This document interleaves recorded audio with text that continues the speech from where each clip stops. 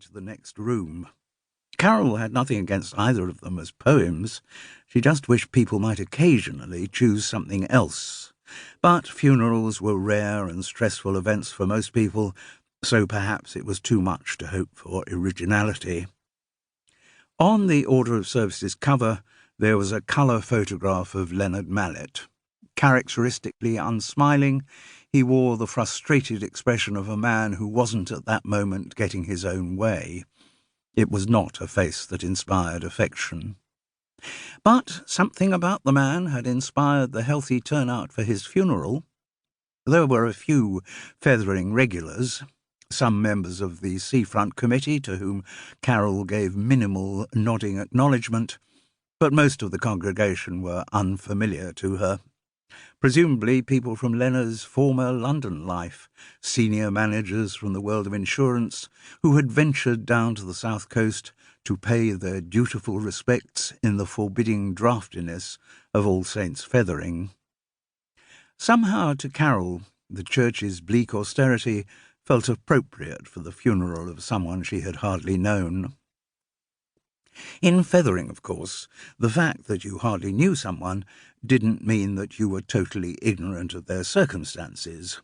Gossip could be relied on to generate an extensive dossier, based on some fact and much conjecture about every resident of that south coast village. And although Carole had received none of the information from the man himself, she knew that Heather was Leonard Mallett's second wife, though it was a first marriage for her. They had had no children together, but he had a daughter with his first wife, who had subsequently died, though nobody knew exactly when. The girl was called Alice. She was rumoured to be an actress who didn't get much work, but who lived quite comfortably in London on an allowance from her father. Feathering gossip had it that Alice was engaged to be married. It also said that she didn't get on with her stepmother. Although there was evidence about the forthcoming wedding, because it was due to take place at All Saints, the bit about tensions between the two women was pure speculation. But then, feathering gossip always tended to go for the rather simplistic fairy tale interpretation of family relationships. It wouldn't entertain the idea of a stepmother and stepdaughter who got on well together.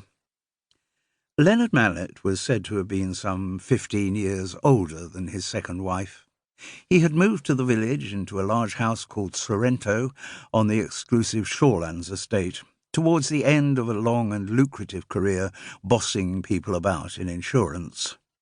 After a few years of daily commuting to London, he had devoted his retirement to bossing people about in feathering. It was on his initiative that the Preservation of Feathering Seafront Committee had been set up, and the fact that he had persuaded Carole Seddon, not by nature a joiner of anything, to become a member, was a measure of his bossing skills. She had not enjoyed his hectoring manner at meetings, but she could not fault the fact that he had set up the committee.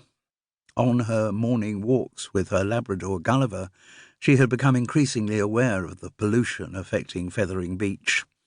Every day's tides deposited more tar-soiled plastic items on the shoreline, and tourists seemed deliberately to avoid the litter bins on the prom, preferring to scatter their burger boxes, polystyrene chip trays and ice cream wrappers directly onto the ground.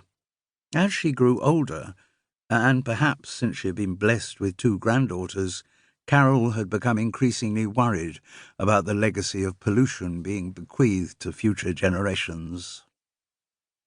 Feathering Gossip's dossier on Heather Mallett was less detailed than the one it had compiled on her husband. This was in part because she was rarely seen around the village, though Leonard was a constant and loud presence at all feathering events, and particularly in its only pub, the Crown and Anchor. His wife kept herself to herself. She was rarely to be seen shopping on the parade. Presumably she favoured the large anonymous supermarkets like Sainsbury's in Rustington over the local outlets. The only guaranteed sightings of her in the village were at church on Sundays and at Friday rehearsals for the All Saints Choir, of which she was a diligent member. Heather Mallett was a pallid